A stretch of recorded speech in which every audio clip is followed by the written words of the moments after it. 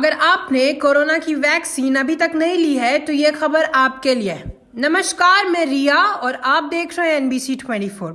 अगर आपने corona vaccine नहीं ली है तो आपको बिहार सरकार के दफ्तरों में एंट्री नहीं मिलेगी।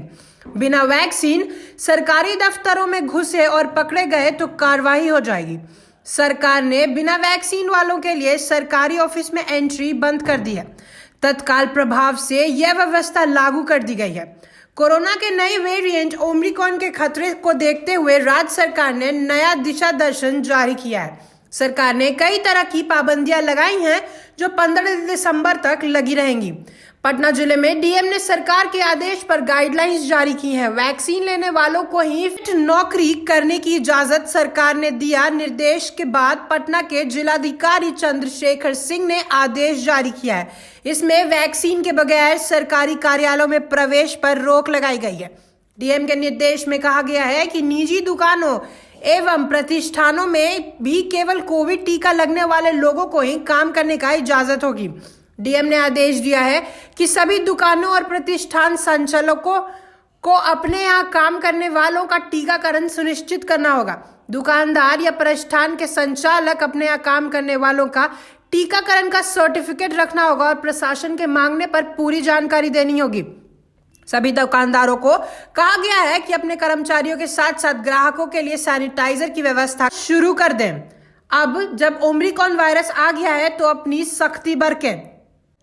दुकान में ग्राहक के बीच 2 गज दूरी रखना जरूरी है। अगर ग्राहक खड़े होकर रहते हैं तो उनके खड़े होने के लिए गोल घेरा बनाना होगा। पटना के कोचिंग संचालकों में भी कहा गया है वे उन्हें ही अपने यहाँ टीचर या कर्मचारी रखें जिनका वैक्सीन हो चुका हो। कोविड के नए वेरिएंट ने मद्देनजर रखते हुए प्रशासन ने कई और पाबंदियां लगाई हैं। बसों में खड़े होकर यात्रा करने पर हो गई है रोक। हालांकि सभी सीटों पर बैठकर यात्रा करने की मजबूरी होगी। सभी धार्मिक संस्थान समारोह रूप में खुलेंगे, लेकिन वहां कोविड नियमों का पालन करना अनिवार्य होगा। पार्क और उद्यान खुले रहेंगे, लेकिन वहां के संचालक कोरोना गाइडलाइंस का पालन करेंगे। सब्जी एवं अन्य मंडियों पर खास नजर होगी। जहां नियमों का पालन नहीं होगा उसे बंद कर दिया जाएगा। सिनेमा हॉल, रेस्टोरेंट, क्लब और जिम में क्षमता को 50% लोगों की आने की अनुमति होगी।